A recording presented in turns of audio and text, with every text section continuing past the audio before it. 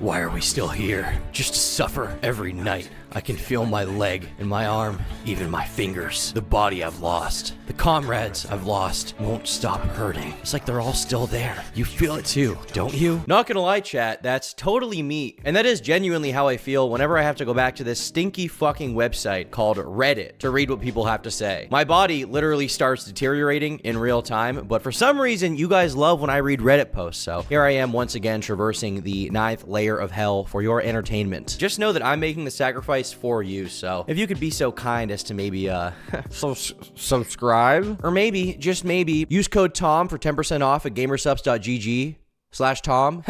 I mean, it would make me feel a lot better. If you could make me feel good, you would do it, wouldn't you? You would do it, wouldn't you? You want to let me down. Today's epic subreddit I'm going to be taking a look at is r/AmITheA, which can have some absolute bangers, don't get me wrong. I've definitely chuckled at my fair share of AmITheA posts, but a majority of the sub is definitely tainted by people who use it as a dumping ground to try and get like a personal army on their side by telling the most unimaginable story that you can imagine. You can imagine how unimaginable it is, and it's unbelievable.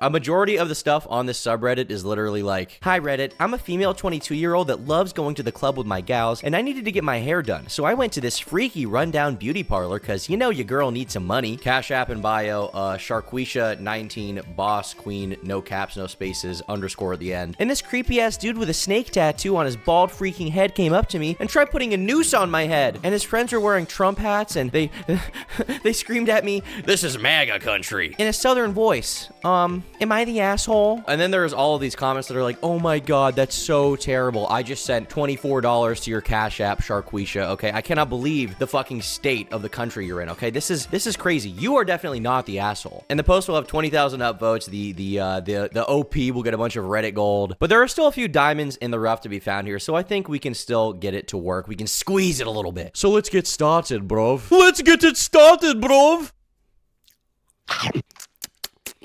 Had to pop an upper decky for this one. Am I the asshole for making a woman lose a costume contest? Well, I feel like making women lose is usually a good thing, but we'll have to see what he says. So I am the events chair of my fraternity for the semester, and I planned out a Halloween party that happened yesterday. At the party, we typically have a huge costume contest. You pay $5 to enter, and if you win the pot. We usually pull about 30 to 50 entries, so the prize is pretty nice. This year, we had 40 people enter and about 160 people attending. In years past, the winner has been this one specific chick that my brothers want to fuck. Her costume is usually the typical sorority girl costume, an animal of some kind, boots, fishnet leggings, a short skirt, basically a bra or corset, and then animal ears and light face paint. Now, I'm not a Halloween Nazi. Why not? This year, my costume was literally just angel wings and white shorts and a halo. I know fully that I'm dressing up so hot guys that think I'm hot will take notice, and that it's not a good costume. Her costume isn't good. Sure, she looks good in it, but the point of the party is who has the best breasts.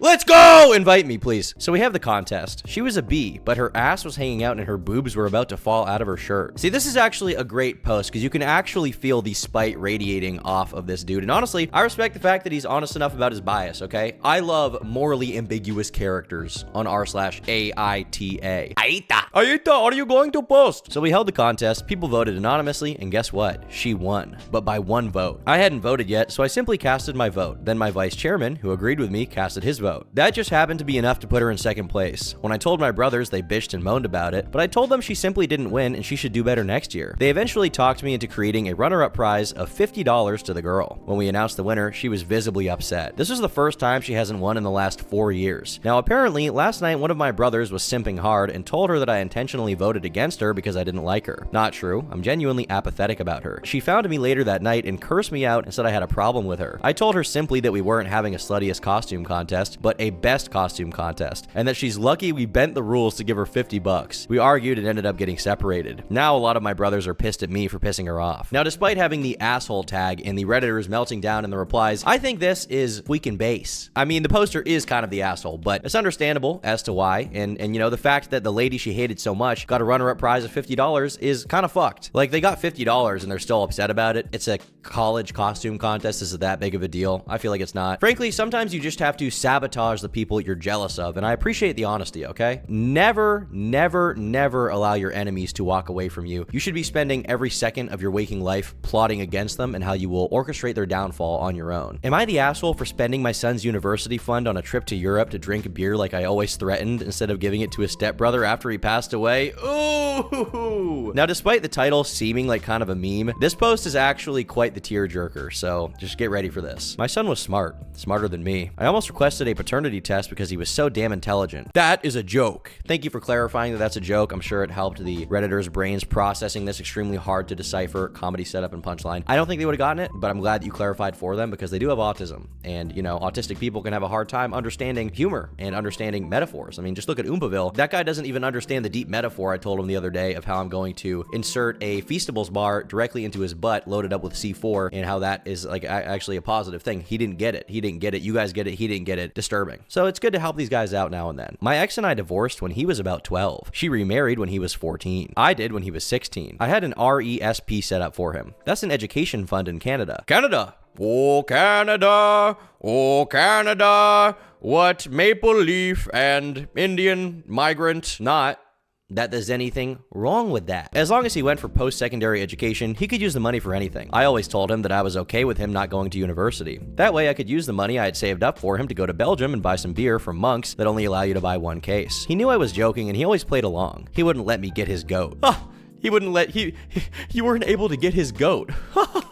Classic dad joke. Very wholesome, okay? Very wholesome. When he got accepted to McGill, it was the proudest moment of my life. I took him out for a beer to celebrate his achievement and mourn the loss of my trip to Europe. My son was struck and killed by a drunk driver in March. Oh my God. I'm dealing with it. My ex is dealing with it. My wife has been nothing but a rock in this. She is holding me up. I was dealing with the funeral arrangements and everything when my ex came to talk to me about his money. Oh no. Fuck, dude. You already know what this bitch ex is gonna say. You already know what she's gonna say, okay? She knew he had a scholarship and was just going to use the money for living expenses and an emergency fund. She asked me what I was going to do with it. I said I was going to do what I always said I would. I was going to Europe to drink beer. Based! She asked if she could have it for her stepson. I thought about it and said no. Even more based! Her husband is a decent enough person, but he made it clear he wasn't responsible for any expenses for my son. Beyond food and shelter and stuff, obviously. Like I said, he is decent. I said I was not going to do that. I was going to go drink beer in my son's honor. She says I'm wasting thousands of dollars. And I guess I am. I have to give back the government portion of the fund, but I don't care. My ex thinks I'm being stupid and irresponsible, wasting my son's money like this. I don't care. Extremely based father, that is exactly what I would do and what I would expect my father to do as well. This is not as spite-filled as the last post, and obviously this guy isn't reaching the most logical debate bro Reddit conclusion, but when you have money and you can do something charitable with it, or you can spend it on yourself, obviously the awesome thing to do is going to be to go spend it drinking beer. Also, it is literally his money he saved up for his son, so honestly, he can do whatever he wants with it, even if morally some people would say he should give it to the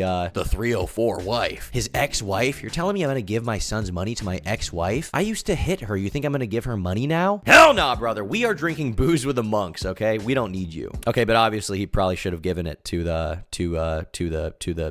wife for like a good purpose, but also drinking beer with monks. I mean, he should, but drinking beer with monks is way funnier. Am I the asshole for telling my half-sister she doesn't deserve my mom's necklace? I can't lie, this one is pretty crazy. I do like these mini short stories, they get me going. Hello everyone, I'm coming on Reddit to seek advice because I think I'm in the wrong. I, a 21-year-old female, have two full siblings, Michael, 23 male, and Damien, 25 male. We have a half-sister, Elsie, 18 female, who is a result of an affair. Our mother is 50 and is unfortunately terminally ill. The doctors have told us she doesn't have much time left. Jesus Christ, there's an affair child, a bastard child, and the mother is dying. I don't want to come off as too cruel here because that's obviously twisted and sad for them, but I've been scrolling trying to find some lighthearted stuff that I can joke around with, you know, maybe have a little fun, but it's all stories involving someone dying. Like, Jesus, can people just stop dying? Or if people are dying, can you stop talking about it? Get out of my face. Get out of my face with that sad shit. Go drink beer with the monks. She called us all in to talk about her will and what we would be getting. My mother was a banker and amassed quite the portfolio. Shortly after Elise was born, her mother wasn't very active in her life. life, leaving her to move in with us and live with us. I could always tell mom held some sort of resentment to her. My mom wasn't strong enough to leave after the affair, and she regrets it every day. My mom raised Elsie like her own for so long, but all Elsie could do was be snarky towards her and always say, "But you're not my real mom." Of course, she'd only say that when mom was trying to discipline her, but as soon as she needed something expensive, she'd be as sweet as sugar towards mom. I mean, this could be cap. I'm sensing a little bit of cap. It is a little bit too movie-like, a little bit too, oh my god, this is what happens and Netflix, but it could be real. But if it is real, I'm sensing a tiny bit of resentment that may be somewhat justified towards this girl. She is young, so you know, she's 18-year-old girls are not the smartest, so forgive her a little bit, but at the same time, I do understand the resentment. It would boil a little bit. It would boil. I avoided Elsie growing up because I always felt like she ruined our picture perfect family. All right, well, you know, there's the resentment. Back to the day this happened. Mom was reading out her will on her bed, and she owns a beautiful emerald necklace, a family heirloom. She looks directly at Elsie and tells her she can keep it. I started crying immediately. It doesn't even make sense. She's not entirely part of our family. Her and mom share no blood. I began to scream and yell at Elsie. I told her I wish she never walked into our lives and that she should just leave because no one wanted her here. Yo, all right. I mean, I get that this is kind of a fucked up thing. Like, I can see why you'd be immediately upset about it and feel a little bit gypped, but like screaming and yelling at her, especially in front of your dying mom in her final moments, like maybe that's a bit of a tad extreme. I know these emotions are a little hard to control, but you know, being an adult here, you kind of got to bottle them up sometimes for later instead of melting down at the worst moment possible. Damien tried to calm me down and reminded me we were in a hospital. Michael left the room with Elsie to avoid escalation. I saw mom crying and it kind of hurt, but she hurt me worse. Jesus, it's actually over. I rarely get secondhand embarrassment, especially because I've just read so much weird shit like this. And it's a Reddit post, so I kind of expect secondhand embarrassment, but this is too much, dude. I grabbed my bag and left. It's been 3 days and I've gotten nonstop messages from extended family saying I hurt mom and she didn't mean any harm. Am I the asshole? Yes. Unironically, yes. I mean, I get why you're upset, but again, the meltdown in front of a dying, bedridden mother is a crazy response. And at the end of the day, it's not up to you who she gives the pearl necklace. It's up to her. If she wants to give it to this, you know, this child that was born out of wedlock, ultimately that's her prerogative, right? If she really loves that kid and wants to, you know, extend some goodwill despite teenage angst and problems that kid has had as a dumb 18-year-old girl, that's totally within her right. Now, this post actually does come with an update where the original poster basically claims that she basically called back her mom and resolve the situation with the child, and the world is happy now. So it's good to see a little bit of a resolution, but geez, this person is I get they're going through a hard time, but damn. Am I the asshole for laughing in my cousin's face when she tried to stage an intervention for my drug use? I, a 27-year-old male, have a condition which causes me to overproduce earwax. Off to a good start here. This guy probably got called Globby at school or something. I don't know. Bullies always have very creative nicknames. I would call him Globby. I don't tell people about it because I was bullied for it growing up. Based. Rightfully so, okay? Yes, I totally would have called this guy Globby. You got to be careful sharing that info, okay? You're going to scare the hoes away, or you might attract the earwax girls, which have their own appeal. Only my wife and parents know. Every other day, I have to put medication in each ear, let it sit, then flush it out with a rubber-tipped syringe. This prevents ear infections, vertigo, permanent hearing loss, and worsening of my tinnitus. I've dealt with all of these things to some extent, so I stay on top of my eardrop regimen. If my alarm goes off when I'm with others, I go to the bathroom for 20 minutes and knock it out. If I don't follow my schedule, I forget, so I can't put it off. That actually sounds kind of hellish. I feel like by now we've advanced as a society enough with medical technology that we should probably be able to help this earwax fellow, Globby. I feel like we should be able to help him. Maybe with enough money you can get it fixed. Who knows? I'm not a doctor of this field. I'm a doctor of dating, a doctor of hustling, but not a doctor of this, obviously. So it might be a tough situation, but I feel like we should be progressed past the point where people who have too much earwax have to have to follow a schedule to clean out their ears every 20 minutes. 2 weeks ago, my mom hosted a family dinner. My cousin Kara, who's 37, saw me waltz off to the bathroom to do my thing, syringe in hand, and asked what I was doing. I said just a minor medical thing. She kept pushing, but I didn't want to say anything because she gossips. I told her it's personal and scooted past. All right, you're 27 at this point. Your cousin is 37. We're not on the playground anymore, okay? I honestly don't think you have to hide your medical condition anymore. Like, it's fine. I know it's a personal thing, but once you get past the phase of getting lunch money stolen by fucking dentists, I feel like 99.9% of people wouldn't really care. Maybe there'd be light ribbing about it, which if you can't take that, that's kind of on you. But realistically, nobody's gonna be like, hear that guy has a lot of wax in his ear? Ugh, I can't even be around him. He's so waxy. When I left, she was standing in the hallway. She asked what took so long and why the toilet didn't flush. I said none of her business. She said she didn't mean to offend. Last weekend, my friend called me to invite me out to lunch with some buddies. He said to meet up at his house so we wouldn't have to drive separately. I arrive at his house to find Kara and my friends sitting solemnly on the couch. Kara said they were here to talk about my problem and they just wanted to help. I said there is no problem. Suddenly, it clicked in my head what this was about. I couldn't help but laugh a little bit out of shock.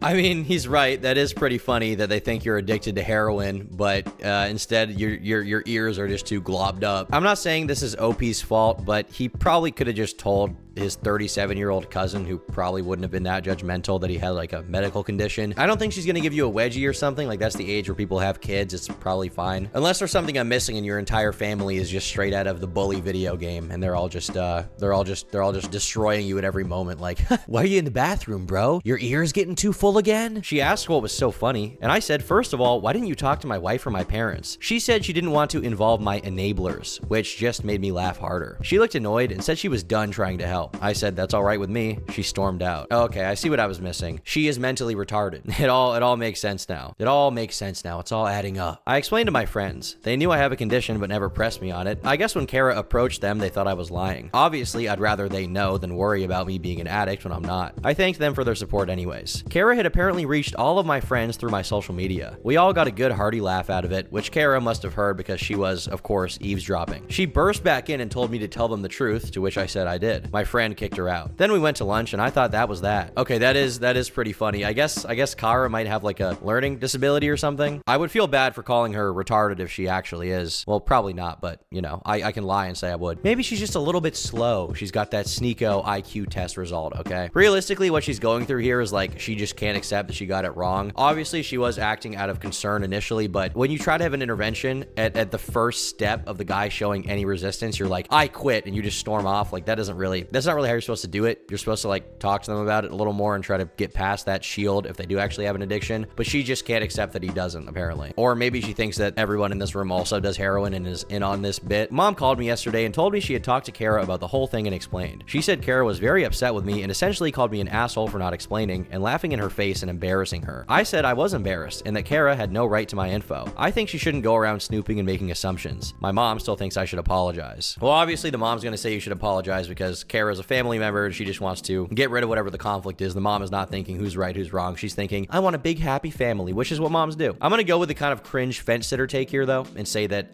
both these people are slightly at fault, but Kara more at fault. OP really shouldn't have withheld a regular medical condition when asked about what was going on, because obviously if you're walking into a bathroom with a syringe, an assumption someone's gonna make is not that you're clearing out your ears, but instead that you're doing heroin. Like, that is what she will assume. But at the same time, seeing how Kara reacted to this entire situation, like, maybe that's why I didn't tell her anything. Maybe we don't know enough about her. She didn't believe him after he gave his relatively reasonable explanation, so it makes me think there may be some underlying trust issue or something he left out here. But if not, then she might just have brain damage. I mean, in fairness, if I was doing heroin and someone asked me if I was doing it in the bathroom, I probably would make up some bullshit like, yeah, I'm clearing the wax out of my ears. I have a condition that makes me have more wax, because I've never heard of that. But even with the underlying trust issues, Kara not thinking to contact his parents and assuming they were enabling him, and then jumping right to the intervention with his friends is a little bit just not good. So I'm gonna have to side with Globby on this one, okay? Not the asshole. You are not, good sir. 100 Reddit gold to you. Am I the asshole for moving myself and my pregnant wife to her parents instead of rehoming my cat? This might be my favorite post ever on this subreddit, and you're gonna see why, so just prepare yourself. I've known my wife for 7 years, married for 4. She's 6 months pregnant with our first child. I have an indoor-only cat who I raised from a kitten to his current age of 16 years. My wife and I are the only people he's been around regularly. My wife has suddenly developed allergies to the cat. We talked with our doctor and he said sometimes this can happen. My wife wants me to rehome my cat. I don't want to do this. He's old. He only knows me and my wife. He only knows our home. He's not been around other people or animals. Ah, yes, the extremely hard decision to either prioritize your cat, which I like cats a lot, but it is a cat, or your pregnant wife. It's such a hard dilemma. I'm stumped, okay? I can't figure it out. The woman that I knocked up who's carrying my seed child thing, or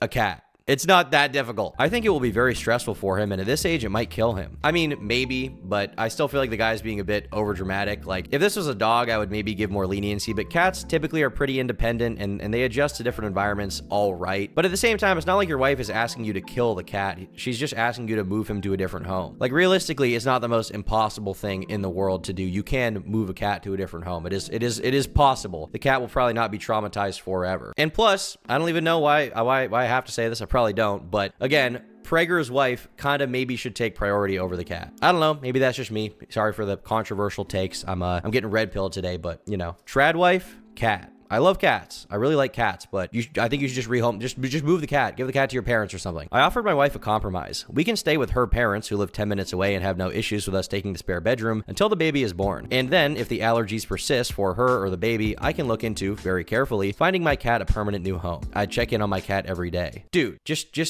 get a home for the cat now. If you acknowledge you can do it later, just do it now. How are you this attached? Like, are you fucking this cat? Is this cat your girlfriend?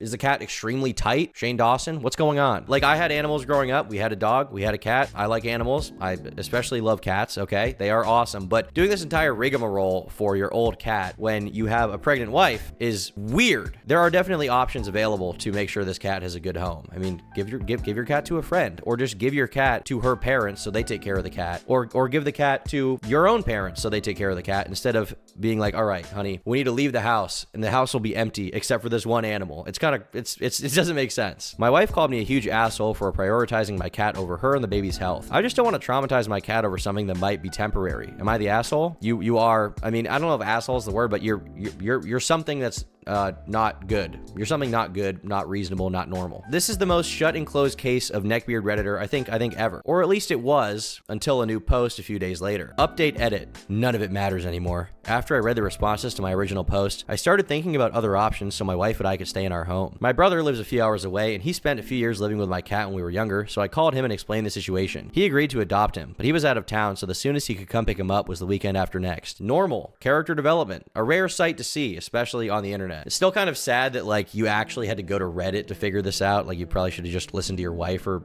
your parents or your friends or something and asked them instead of Reddit. Like, I can't imagine going to Reddit to ask them advice for anything, frankly. But in this case, they were right, you were wrong, and I'm glad the guy at least figured it out and found a compromise that makes sense. I told my wife that we would have to keep the cat for less than 2 weeks until my brother gets here, and until then she would have to use allergy tablets or stay with her parents. She became furious and said she was not going to leave our house and the cat had to go ASAP. I told her this was the best I could do. I was not going to give my cat away to whatever random person stopped by first. I can see why she's mad. 2 weeks of cat allergies and dealing with that definitely sucks. You know, I get genuinely suicidal when I'm sick, so I understand a little bit. But at the same time, you know, I do think if you're married, compromises have to be made sometimes. I don't know how severe her allergy is, but based on this description, I assume she just gets like a stuffy nose or something. So I would say sometimes compromises have to be made. And you know what? The husband has raised the cat for 16 years. Take some allergy tablets for a couple weeks. The cat will be gone. The guy is kind of spurging still for obsessing this much, but you know, when you're married, you do have to meet in the middle at some point. I mean, I have 5 wives. We all come to a compromise every day. Yesterday, I got home from work and I couldn't find my cat. I asked my wife and she told me, no hesitation, nothing, that she dropped him off at an animal shelter. Her words, I am pregnant and miserable and you wouldn't get rid of him, so I did. I didn't argue. I just asked her to tell me which shelter and drove straight there. Okay, that is kind of a fucked up thing to do, I think. Like, come on, lady. I know your husband's a bit of a Redditor, but he has had the cat for 16 years. Like, you couldn't work with him a little more? You couldn't work with him, like, at least be like end of the week or something instead of just taking the cat to some random shelter? Obviously, he cares about the cat. He's had it for longer than he's known you.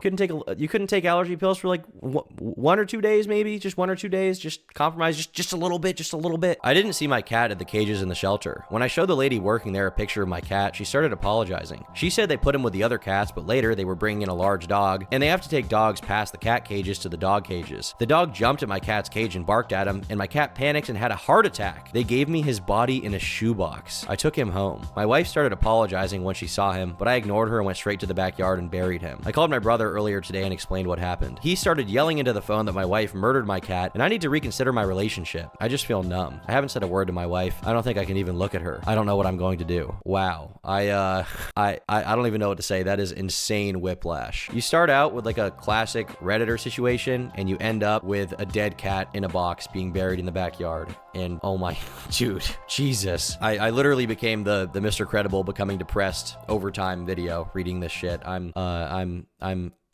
that's just sad. That's just sad. My disappointment is immeasurable.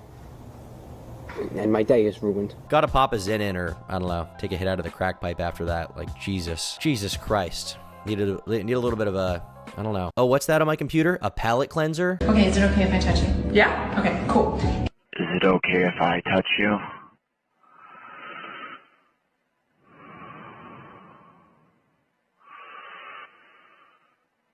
Keep in mind the story could be fake and I could be getting epically trolled right now, but on the off chance it is real, I don't know what you do here. She's pregnant, so I don't know what you're supposed to do. Like, you already got your kid. I don't know, man. Anyways, that was a cool subreddit. I love Reddit. Did you guys like that? Subscribe for more traumatizing Reddit slop videos, and make sure to use code TOM at gamersupps.gg/Tom. Am I gonna burp? Let it out. For 10% off your order today at gamersupps.gg/Tom. 10% off. Bye.